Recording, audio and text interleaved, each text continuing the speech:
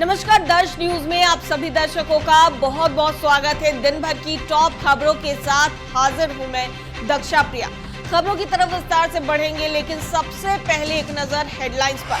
8 राज्यों में फैला corona JN1 variant. Rahul Gandhi करेंगे भारत न्याय यात्रा। नीतीश से मिलने पहुंचे आनंद मोहन, पत्नी लवली भी साथ। सियासी हलचल के बीच झारखंड में ट्रेडियो की रैली कैंसिल। झारखंड के सीएम हेमंत सोरेन को हाईकोर्ट से बड़ी राहत। अब खबरें विस्तार से। भारत में एक बार फिर से कोरोना दस्तक दे चुका है और इसका सब वेरिएंट JN1 तेजी से पांव पसार रहा है। सूत्रों के मुताबिक मंगलवार 26 दिसंबर तक देश भर में कोविड वेरिएंट के 109 मामले सामने आए हैं। ये वायरस अब तक देश के 8 राज्यों में फैल चुका है। आधिकारिक सूत्रों ने बताया है कि गुजरात से JN1 कोविड वेरिएंट के 36 मामले, कर्नाटक से 34, गोवा से 14, महाराष्ट्र से 9, केरल से 6, राजस्थान से 4, तमिलनाडु से 4 और तेलंगाना से 2 मामले सामने आए हैं। फिलहाल ज्यादातर मरीजों को होम आइसोलेशन में रखा गया है। कांग्रेस नेता राहुल गांधी भारत न्याय यात्रा करने वाले हैं। पिछले साल सितंबर से लेकर इस साल 14 जनवरी तक भारत जोड़ो यात्रा करने के बाद अब राहुल इस नई यात्रा को करने जा रहे हैं। भारत न्याय यात्रा लोगों को सामाजिक और आर्थिक न्याय दिलाने के लिए की जा रही है। भारत जोड़ो यात्रा की शुरुआत कन्याकुमारी से हुई थी, जो कश्मीर में जाकर खत्म हुई।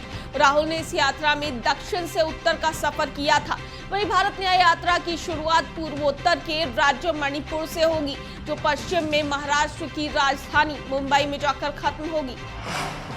पूर्व सांसद आनंद मोहन अपनी पत्नी एवं आरजेडी लीडर लवली आनंद के साथ मुख्यमंत्री नीतीश कुमार से मिलने पहुंचे। वह मुलाकात पटना में सीएम आवास पर हुई। इस मुलाकात के बाद बिहार के सियासी गलियारे में चर्चा तेज हो गई है।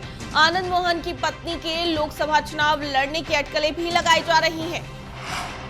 राजद के राष्ट्रीय उपाध्यक्ष और पूर्व सांसद शिवानंद तिवारी को सांस लेने में परेशानी के बाद राजधानी पटना के पारस अस्पताल में भर्ती कराया गया है।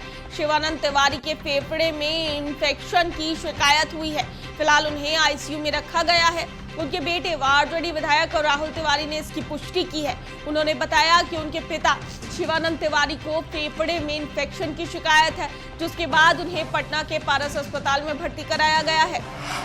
लैंड फॉर जॉब मामले में ईडी ने आरजेडी सुप्रीमो लालू प्रसाद यादव को पूछताछ के लिए बुलाया। हालांकि लालू बुधवार को ईडी दफ्तर में पेश नहीं हुए। ईडी ने आरजेडी सुप्रीमो को 27 दिसंबर को दिल्ली स्थित कार्यालय में पेश होने का समन भेजा था।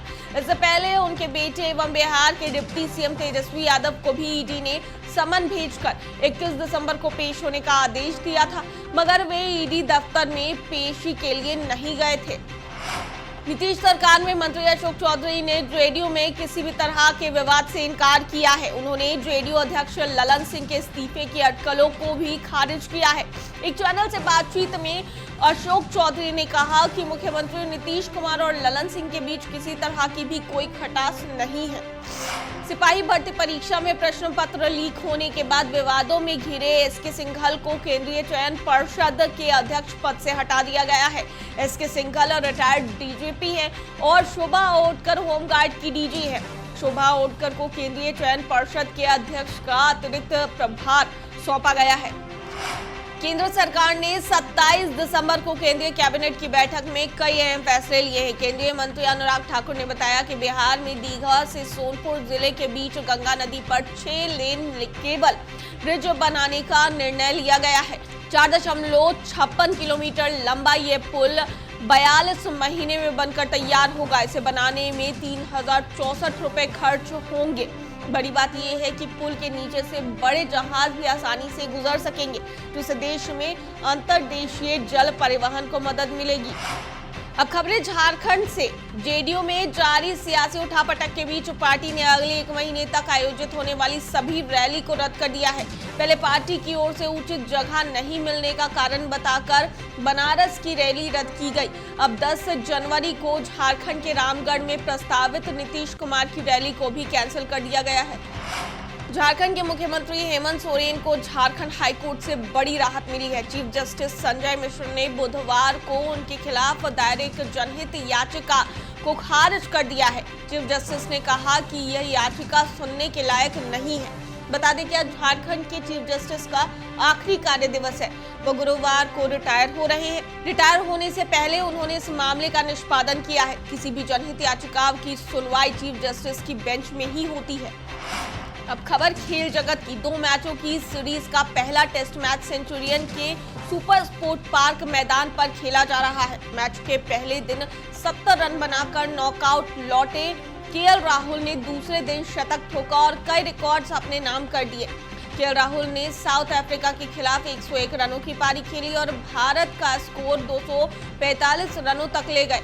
भारत ने मैच के पहले दिन के स्टंप तक 8 विकेट पर 208 रन बनाए। केएल राहुल ने जो इस तरह की पारी खेली वह इतिहास के पन्नों में दर्ज होगी। अब बात मौसम के मिजाज की। साल 2023 का अंत होने जा रहा है और बिहार में अभी तक कड़ाके की ठंड नहीं शुरू हुई है। राज्य में पिछले 5 दिनों के दौरान न्यूनतम तापमान बढ़कर 2 गुना हो गया है। इस सीजन में पटना सहित प्रदेश के अधिकांश शहरों में। इसी बीच मौसम विभाग ने नए साल यानी 2 जनवरी से बिहार के अधिकतर हिस्सों में बारिश की आशंका भी जताई है। अगले सप्ताह 3 दिन तक राज्य भर में बूंदाबांदी हो सकती है। इससे मौसम में परिवर्तन होगा। इसके बाद 4 जनवरी से ठंड में बढ़ोतरी होगी। दर्श न्यूज में फिलहाल के लिए इतना ही। बने रहिए हमारे साथ देश और दुनिया की तमाम खबरों के लिए। धन्यवाद।